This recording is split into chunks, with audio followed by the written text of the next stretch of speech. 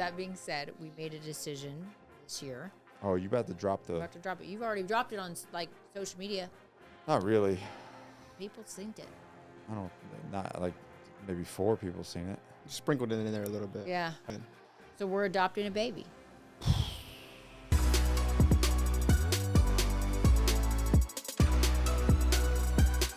Welcome back to the show, babe.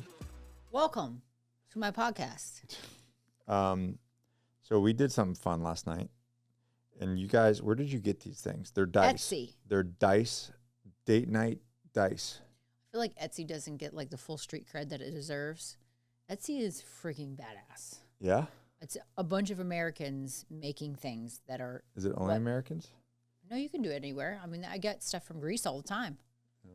Every time I order something Greek, it's from Greece. So she bought for Christmas? Christmas. We got us these date dice. They're like 8-sided dice, right? Eight-sided dice for date night. And it's like... There's 3 of them per pack. So you do... No, there's 4. Oh. So it's like your food, your activity, entertainment, and then a sexual position. Which we'll call jiu-jitsu positions for the sake of... Why are they doing jiu-jitsu nude? I don't know. These people are... It's like the Greeks. Why do you ask me, why did the Greeks do wrestling nude all through? So you don't have nothing to grab onto. Right. Yeah, that's why you don't like gi. It's the same reason I just prefer no gi. So, yeah, so we pulled... What did we pull? We pulled Chinese. For the dinner. Our activity was to cook together. Uh-huh. Which I was like pouting about because I didn't feel like cooking. You were being a little bit of a bitchy pants. I mean, I work constantly. We like Who cooked? You did, because I threw a fit. And you helped. I just helped to like supervise. Like when you're like, oh babe, you cut some vegetables. Yeah. And then we ended up. And then a movie, which we don't do romance movie. It's not my favorite. I don't really care for it. But we stuck to it. Yeah, we were like, cool. So we finally found one, which was rough because we're not romance people. I can do romantic comedies. Well, that's kind of the direction that we went. But we found, what was this movie called? Safety Not Guaranteed. Yeah. With Aubrey Plaza. She's the worst. You love her. But she is her characters are always the worst because she has like an arresting bitch face always. And I think that's just maybe who she is. I love it though because it's kind of like super dry humor always. And like when you see her in like the after cuts of like White Lotus, she talks so much shit and she's just like a super dry. And then who is the guy who played Nick? What's that guy's name with the messed up nose? I mean, talking to me. What is his name? Crap. I don't know. Nick from New Girl. Yeah, that guy. You know? I like him.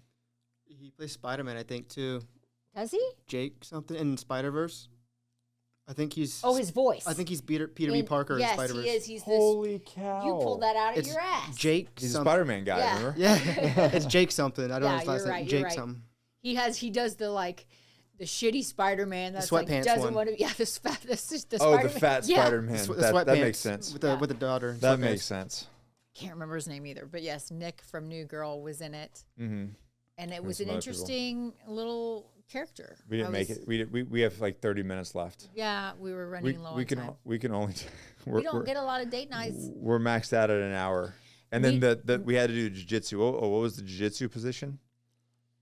Sort of a hip bump sweep. Yeah, that's what. Yeah, it's a hip bump. If you can imagine that was our special position that we're supposed to do. We drilled hip bump sweep. Oh God. Sorry, if you have kids listening on this episode. There's only 6 people listening to this. Okay. Yeah, don't worry about it. It was fun. It was cool.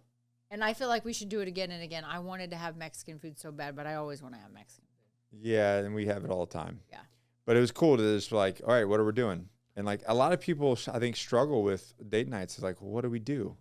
Just get yourself some 8-sided dice, roll the dice, and you just run the play. And if you're like dealing with you and your partner don't want to do the same thing and you can't ever find a solution, just go in. It was perfect because truthfully, I always want the same thing for dinner. And you're like, oh my God. If I eat Shaka Taco one more freaking time, swear to God. I could eat it every day. I'm aware. You just had it. I just ate it 2 seconds ago. I mean, listen, Shaka Taco is delicious. It's great. Amazing. But, I mean, come on, man. I get it. Anyways, Fun. so it was some good conversation last night. And one of the conversations we brought up was talking about, how do I word this? People's fulfillment and where they look and where they look at where they're trying to get fulfillment from. And we're laughing about the perception of hard, our perception of what they consider I had this hard. week. I'm hopefully none of them are listening, but I told you there's only 6 people listening, so you're good. I did something with the ladies class this week. We were like, let's do, because our jiu-jitsu gym has an ice bath and a sauna. And so I was like super interested to get some of these girls in the ice bath for the first time. Some of them have done it a lot. It's not a big deal, but some of them have never done it. So I thought it would be super fun if we all did it together. Actually, it wasn't me that had the idea. Coach Felice had the idea. She was like, let's get everybody in the ice bath. She needed to get in the ice bath. So we're like, let's do it. Let's see who can handle it. Honestly, some of these women are hard as freaking woodpecker lips. They're like, some of these women are like country girls that are like got 5 or 6 kids that are like hard. So I wasn't worried about them, but there's some that aren't. Yeah. And as we suspected, man, like some of the women who are like twin moms and have like come to jiu-jitsu and they're white belts, they barely come. They got in that ice bath and it was like a freaking breeze. They were like, yeah, man, it's cold. It was like not a big deal. And then we had a few girls that were like young that haven't probably done a ton of stuff just yet that legit like got in and jumped out. 20 seconds out? Yeah. And it just, we're not judging. No. But It's just what it does to me when I see that. It just really solidifies in my head that like women who have had children and have like pushed themselves to like really hard things are freaking like not moved. Like once you've had a kid. Do you think that it's childbirth alone, or do you think it's all the other stuff that you have to do to? Okay. Because here's the thing. So a lot of my girlfriends have had C-sections and totally done epidurals and had all the drugs. And, you know, when you do all that stuff, it's a lot easier. Well, they still are up all night with kids that are like hanging debatable, but okay. hanging off their titties with mastitis and every other thing. And they don't get any sleep and like all those things compiled. Like that's what makes motherhood hard. It's not just childbirth. Motherhood's hard, whether you have your own kids or you raise kids, because it is 100% you putting yourself on the back burner to take care of someone else's needs first. I understand that. I'd still rather go to war than have a kid. What? Yeah. Say that again?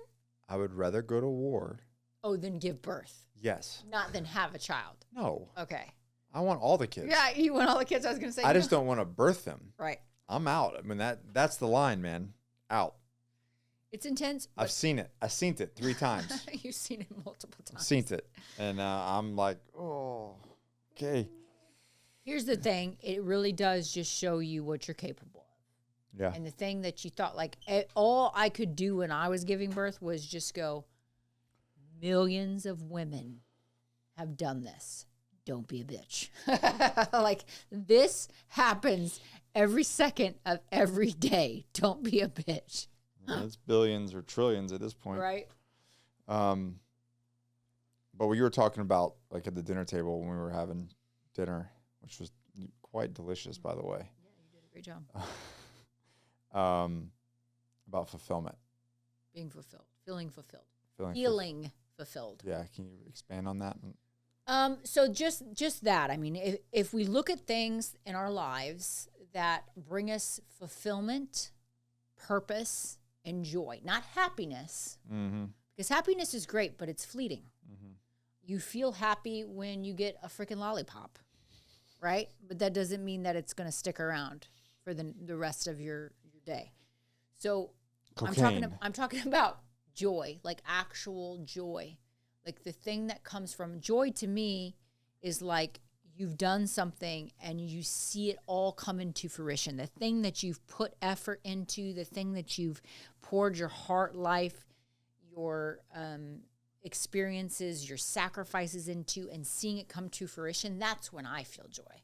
Whether it's work, whether it's, raising children, whether it's like your relationship, it's like when you truly go through something and you get to the other side of it and you see this thing evolve. To me, that's the joy. Seeing and having purpose, there's joy there. Discipline, on the other side of it, there's real joy when you stick to something and see it through. Delaying gratification. To me, right? To me, like, happiness is cool. And even the idea that in America we can pursue it is rad. But it comes and freaking goes. Like that. So what truly can we identify as something that's like going to bring us joy? And I actually wanted to talk to Brandon about this because he's in the younger generation just below us. So I wanted to know, from your perspective, what do you feel like this generation is kind of taught about that topic between joy and happiness? Give me the question again. For your generation, right? What do you feel like you're being fed, whether it's by social media or through, society? Right. That like you need to seek out in order to feel good or to be happy? Honestly, what I see a lot is a lot of young people just being like, we're never going to be happy, and then we're just all going to be sad, and we're all sad, and that was like all it ever is. Like I see that a lot, especially like TikTok and stuff. It's very much like everyone's like gross. That's like everyone's depressed, everyone's sad, everyone all that. It's like that, that's a lot. I think they're that way because they're being taught to chase happiness. Like do things that only do things that make you feel good, and anybody that tells you to do something that doesn't make you feel good, you just that's cut them out of your life. Cut them out of your life. That's called toxic. Yeah. So they just end up chasing comfort and happiness. I mean, correct me if I'm wrong. Yeah, I agree. Definitely chasing comfort, because it's just like you have like your comfort foods now, your comfort shows now, your comfort music now, just like, everything's accessible. Those are all like terms that people use now because that's just and how you did that for a while, didn't you? I did a little bit, yeah. Brandon got fat. Hey, I only gained 45 pounds. Oh my God. Are you for real? I lost it all though. Yeah. Wow.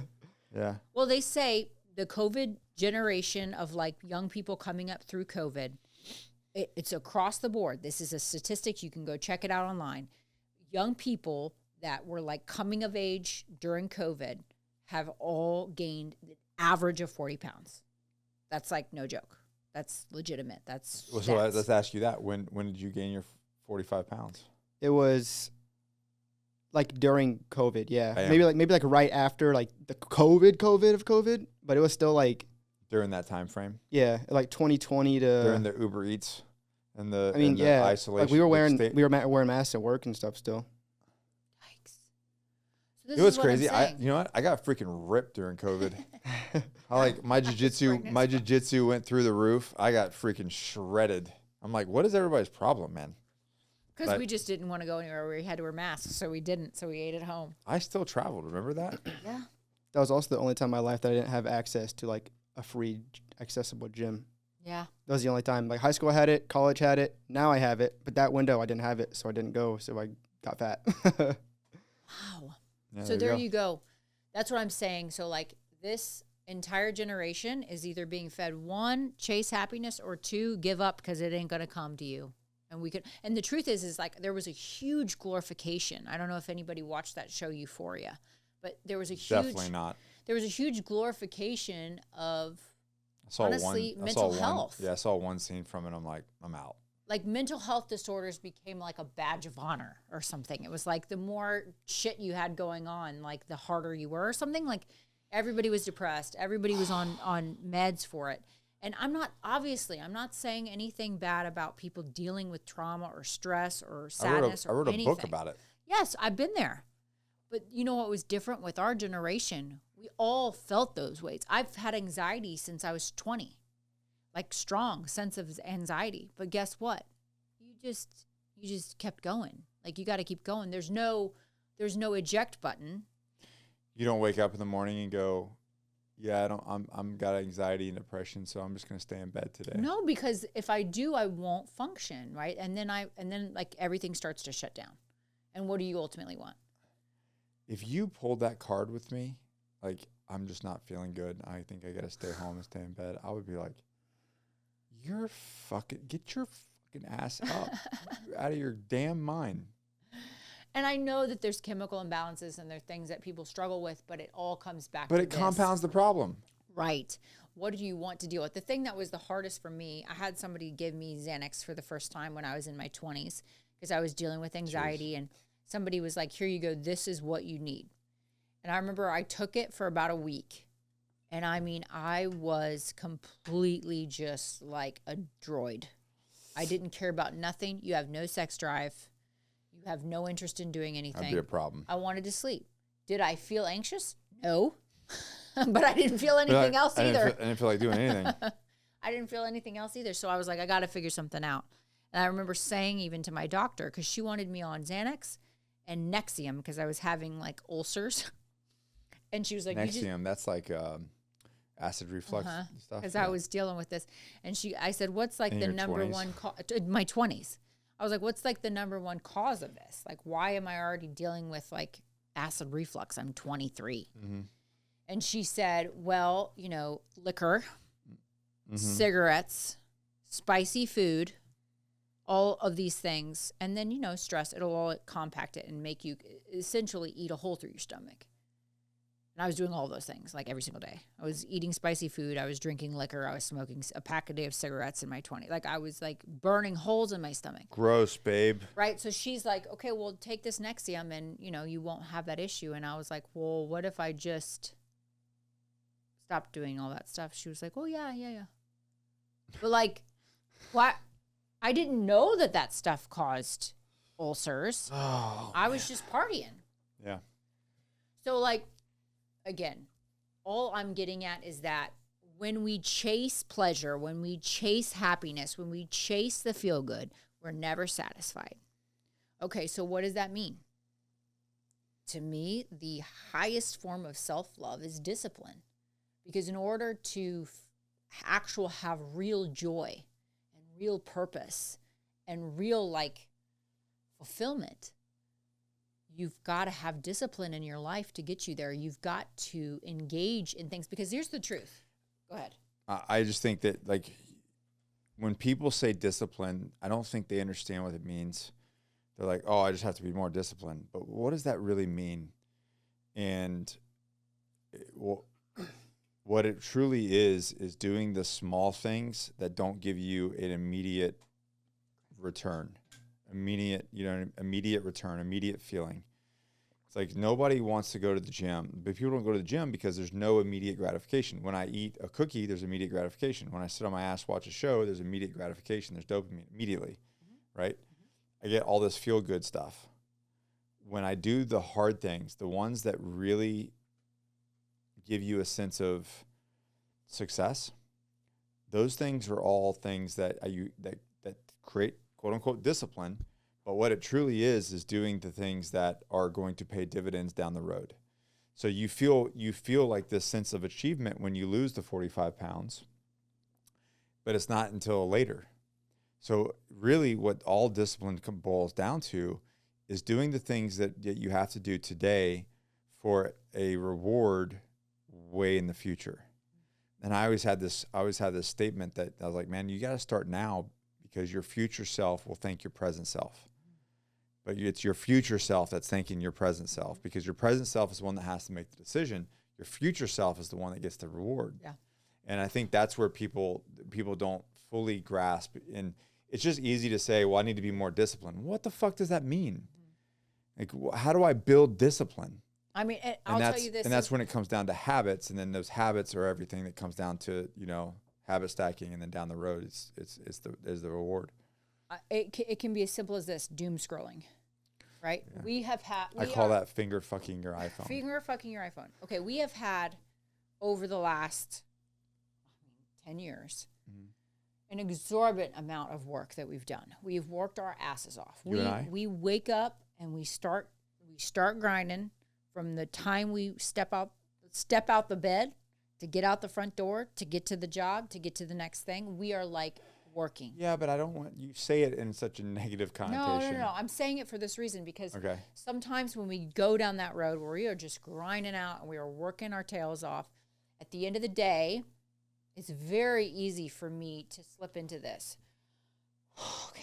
Like I'm just going to mess around my phone because I need to veg a little bit because I'm fried and I'll have all these excuses.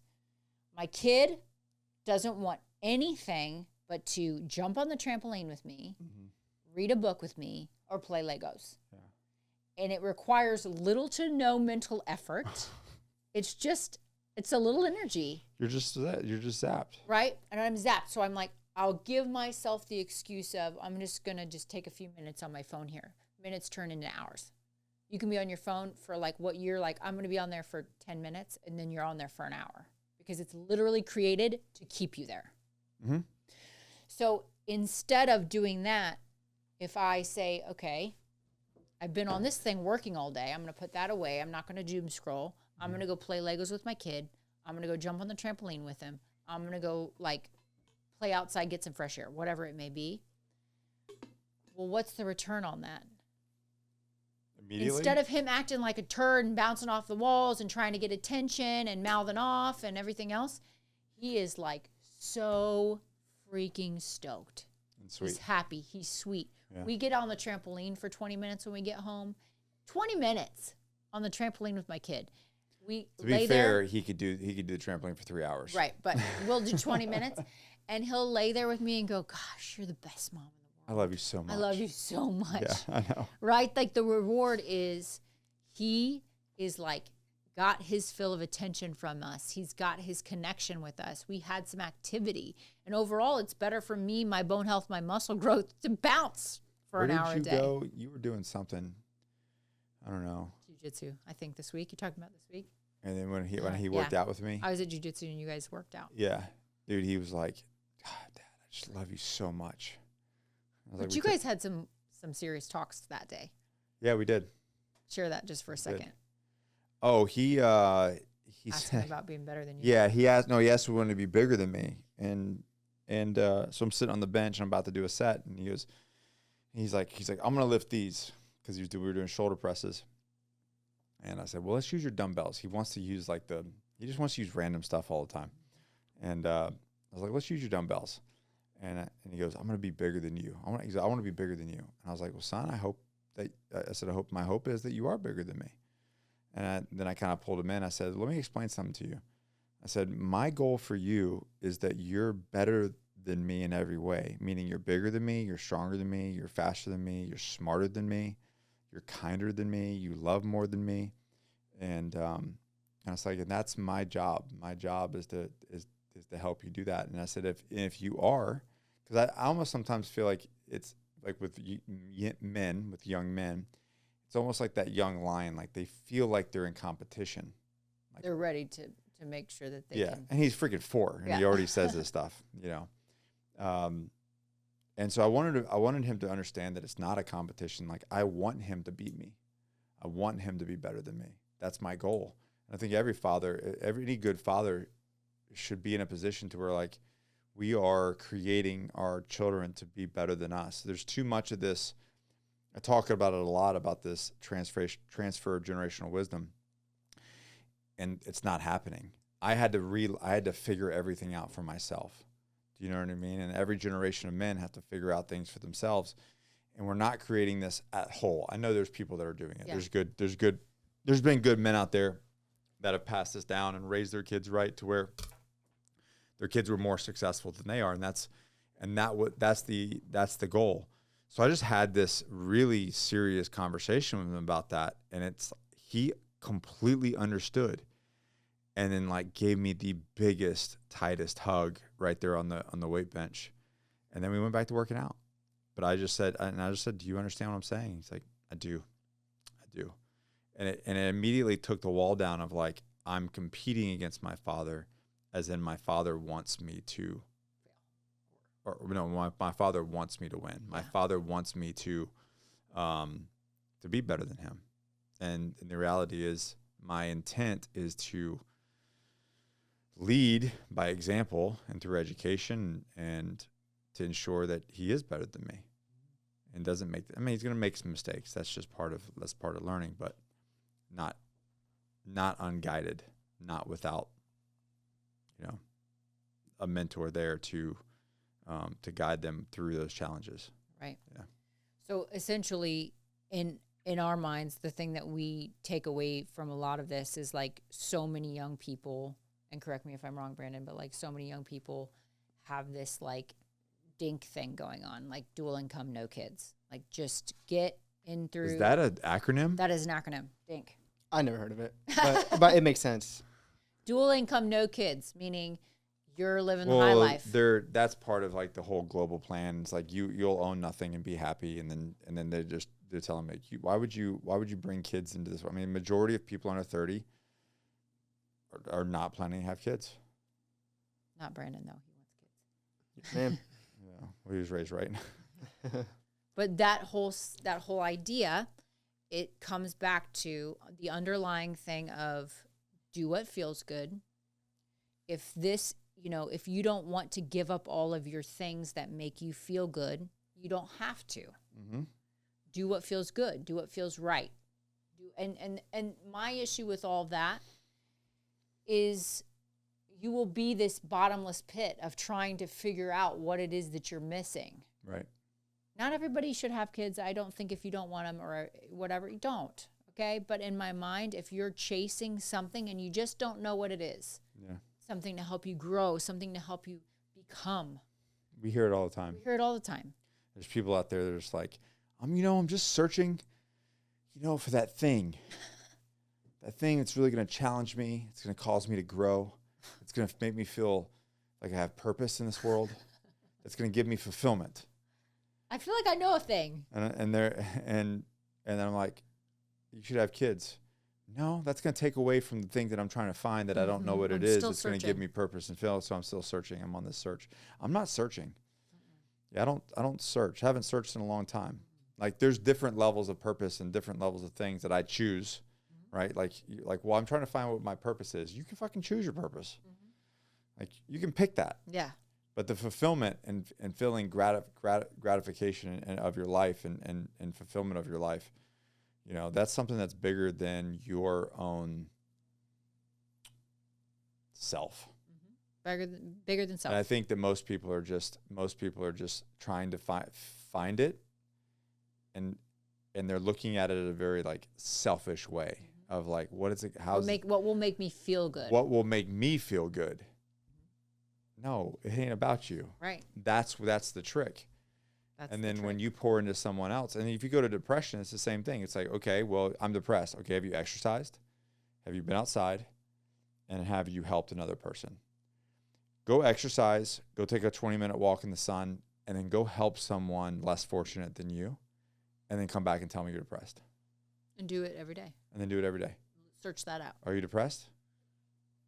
Right. So until you have done those things, don't come at me with your depression. And it's like, oh, Nick, you don't understand. It's chemical and this and that. Yeah, you're right. It is chemical. Go do those things. Go do those things and watch chemicals in your brain start to change. So that being said, we have I stand on that, and I won't. And you can drop all your comments and you can say all your stuff, and I don't care. So that being said, we made a decision this year. Oh, you about to drop the... You have to drop it. You've already dropped it on like social media. Not really. People synced it. Not like maybe 4 people seen it. Sprinkled it in there a little bit. Yeah. Have we talked about it on the channel? I think you might have like said it like off. Like, oh yeah, by the way, I'm doing this and the idea, and then just kept moved on. Yeah, it wasn't like a good. So we're adopting a baby. Is there like a button you can push? Is there a sound button? Bam, bam, bam, bam. No, it's on there. I don't know which one it is. Maybe one of those. I don't know. Yeah. It's like clicking random ones. And that was a big decision for us because of what we've been through. So you and I both, we were talking about it yesterday, between the two of us have raised 8 children. I raised 3 stepchildren. Their mom was in and out of the picture, and then eventually she died. You raised 2 stepchildren, 2 biological girls, and then Dimitri. Oh. I raised those boys, was along for the ride with your girls towards the last bit of their career as children. and then Dimitri. So between the two of us, there was 8 kids that have been in our care, whether it was both emotionally, physically, spiritually, financially, whatever the capacity was. They're all alive. They're all alive. And in the midst of all those things, you know, we didn't always make perfect decisions. We didn't always have the perfect scenarios. Things were. I certainly did not. I certainly did not either. But what we can say is that the one thing that it taught us was how little was required to make them feel loved and connected. And I mean, really, truly, it's just a daily decision to listen and talk to them and love them and show them the care and affection that they need. Yes, you have to. And in the midst of all that, when I did that with the boys and everything, it was hard because in my situation, they were still back and forth with their mom at the time, who was a mess. And so they would go to her house twice a month and come back with like an ear full of drama. And it was just hard. It was dysfunctional and it was a struggle. And then in your situation with your stepkids, their dad was in and out of jail, their biological father, you were much younger. Yeah. As you were 19, 20 years old when you were a step parent. And so at that time, I got married when I was 19. Yeah. And she already had 2 kids. Yeah. So it was just, we weren't in the perfect position to do it, right? But it taught us a lot. And I think because we went through such a hard time with all of that, that when we were talking about having our own kids, were like, we didn't have adoption on the table anymore. When I was young, I wanted to adopt internationally. In my head, it was like, I'm going to go get a little brown baby and bring it back and love on it forever. Can you say that? I think I can. Right? Can I say that, Brandon? You're brown. Well, you just said it, so I mean, I'm not offended, if that helps. I wanted to internationally adopt. I really did, and like, I had no idea what. Well, you were doing a lot of mission. I mean, yeah. You were doing a lot of mission trips, South America and Africa. And when I was young, I did lots of mission trips. So it makes an impact on your like, oh, this situation is really. I'm gonna bring one of these kids home. This is really messed up, and I'm gonna But then, you know, going through life and having both of us having stepkids in their situations playing out and it being so difficult, I think when we got together, we were both like, I think we both discussed, we knew you had a vasectomy, but we both discussed we wouldn't push it to the point of us adopting because we just wanted to have not deal with that again. I definitely did not want to. So we did IVF for Dimitri. You got a reversal to try to do it again. It didn't work out, which we kind of knew might happen. How many times did we do IVF after Dimitri? 7? I mean, as far as exchanges or actual we only did it 4 times after that. Only 4 times. 4 times. And it just wasn't working because, you know. Oh, it was horrible, man. We'd done the extraction. Your hormones, the emotional roller coaster of like losing all of that, losing all the embryos. I mean, I was tapped and I wasn't even the one doing it. You still did it. I mean, you did a lot. Yeah, but the surgeries and everything else, you did a lot. But so, I mean the IVF process, not the surgery. Yeah, the surgeries, that was a whole different thing. But anyways, we came to the end of the journey with that, and we just, you know, when they told us that the reversal that you had done didn't take, I said, okay, are you done with this? And you said, the other thing was like they were just like, well, we can go back in, and I think we were both like. No, I think we're good messing with it. Let's just leave things where they stop chopping up balls. Let's just stop chopping up testicles. So we decided at that point. You said to me, "I think I want to adopt." Yeah, that was rough. And like, I remember our first meeting with the lawyer. I was just like, I don't know if I can do this. And then you didn't say that to me. I did. Did you? Yes. I thought you were all in and I was out. No. After you said this, so like I was like, "You sure we're gonna do this?" Because it's almost like she came on, did all the doom and gloom to like freak us out, freak people out to like they don't do it. Like only the strong survive in the adoption process, as it should be. And then you said you were like, "Babe, I just feel like." We have to have faith that everything good works out for us. And when you said that, I was like, oh, fuck. Not only that, she's right. Faith that if this is what we're called to do, that if God is leading us this way, that this is where it's all going to play out the way that it needs to play out. And as soon as you said that, I was like, it just hit me like a bat to the face. And I was like, oh man, you're right. Okay, let's go. And then I was in, and then you started to have doubts. Oh God, because we went to the class, the parenting class, and they're telling you every No. Before the parenting class, I was in. You were like, I don't know, this our life. Okay, so that's what I was going to get at. So this is where it started to get for me. Yeah. We are so busy with work. We are ultimately tapped almost all the time. I've tried to tell you, okay, I think like I might not be able to handle this. Like working full time, trying to take care of things because we didn't have a nanny. So like Dimitri was coming to work with me every day. And that was a whole other situation. I liked it. It was great, but it was like I wasn't getting shit done. No one else. Brandon's trying to Brandon edit. wasn't getting done. He's getting hit. He's getting hit by a sword. Dimitri's throwing foam swords at people's faces and asking for coloring pages 24/7. It was a lot. Yeah. And I just remember saying to you, like, I just don't know if this is the time. I don't know how this is going to work. I'm concerned. And it came down to this. When I really sat there and like talked to God about it and like really talked to myself about it. The most fulfilling and purposeful thing that I've ever done in my life is raise my son. Yeah. And raise my stepsons. The most incredible thing that I've ever done that's worth a shit. It wasn't even about you. It wasn't about me. Yeah. And it was because it wasn't about me that it was so fulfilling. Yeah. And because I got to see things that I'd planted come to fruition within those kids and within our son. Exactly. And it made me, and even with the girls, you know, I was not like in our situation, like they had a mom. I was not like super like stepmommy to them. I was more of a friend. Yeah, they were older. I was more of a friend. But still, when things would come into fruition that I'd seen through with them girls, it made me just so fulfilled. And so I remember thinking, this is not about me. Like God has called us to do this. This is about a kid.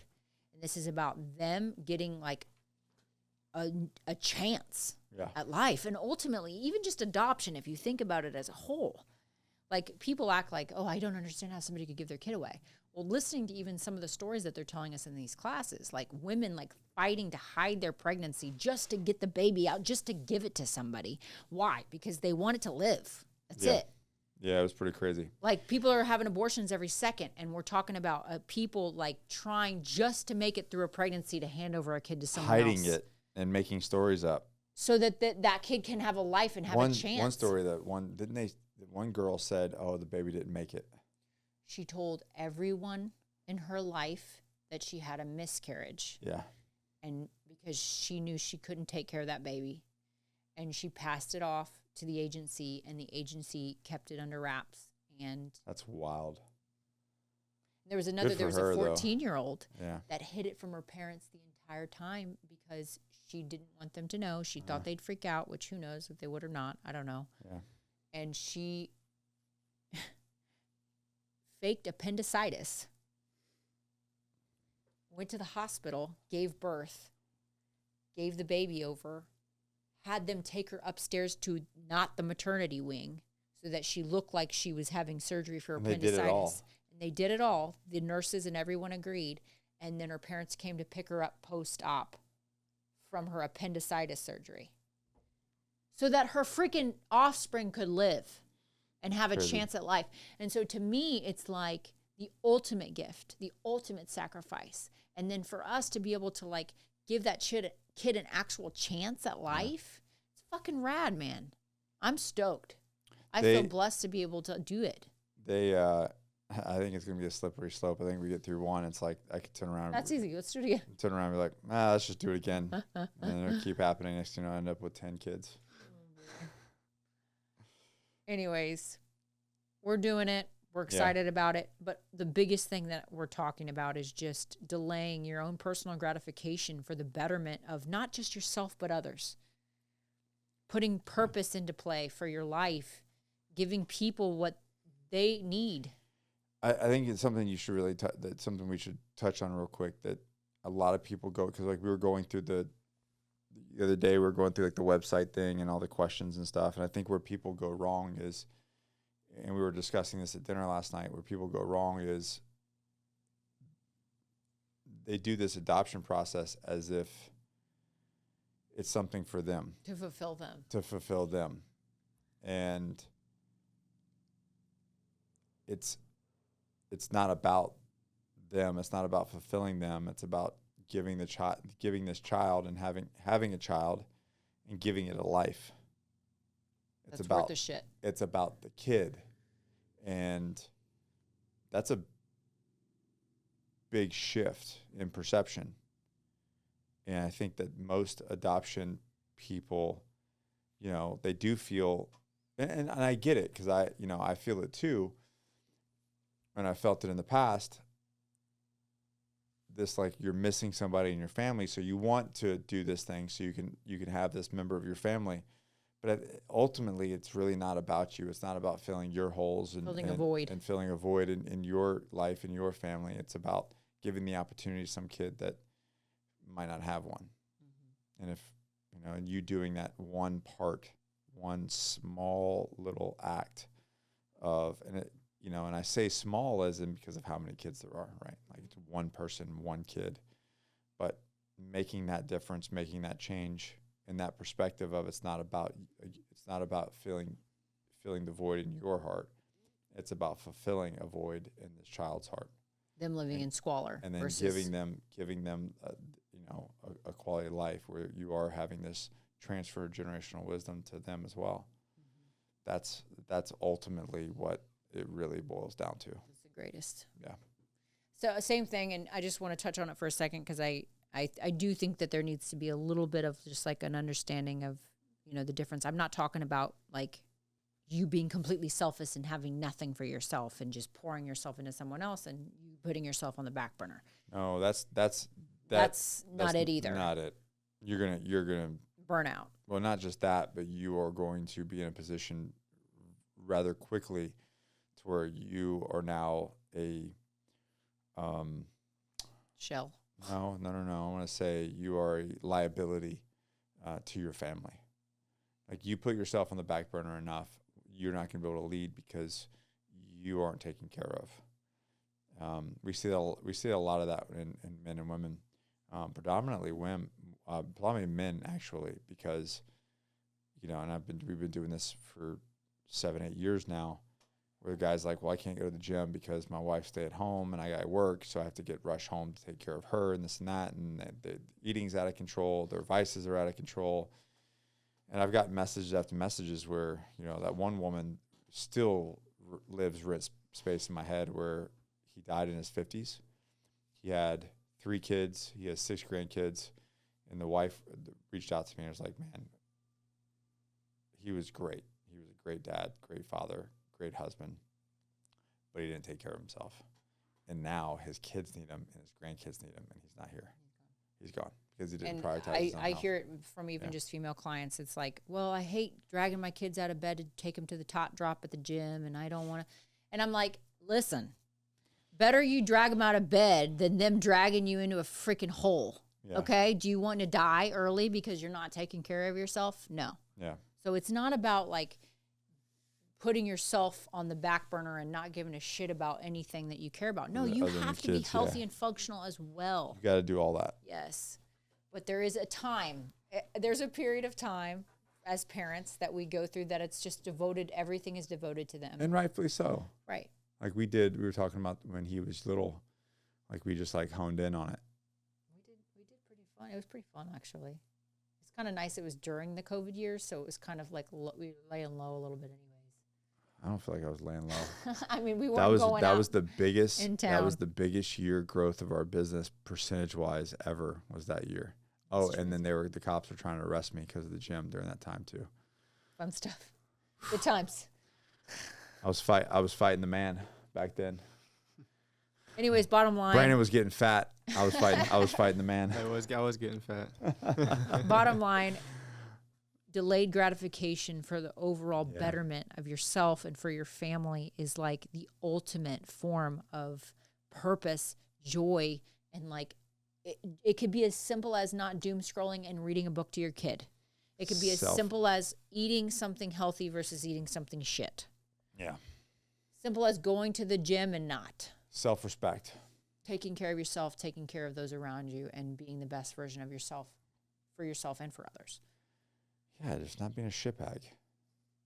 And if you're looking to adopt in North Carolina, A Child's Hope is the agency to link up with. They're incredible people doing incredible things. We're very excited to be a part of their organization and be on this journey. Or if you know somebody, shoot me a message. Yep. If you know somebody who can't parent, who is struggling, family member, maybe it's you, maybe it's somebody that you know, and you are looking to give up a child that you cannot take care of, send a message to us or to A Child's Hope in North Carolina, and they will link you up with the process of adoption. We're going through it. Here we go.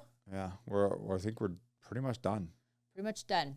Yeah. We're getting opportunities from birth mothers and being sent stories about the children and things like that now, and we'll see how it goes. See how it goes. That's it? That's it. All right, guys. Thanks for coming on, babe. Yeah, no problem. I know you're like super busy schedule. I know. Everything you have going big deal. On. No, I'm not being sarcastic. This woman's like, I'm like, what do you got? When am I going to see you? Between coaching and catch me on the mats. How about that? Yeah, no kidding. All right, guys, we love you. Share this with a friend.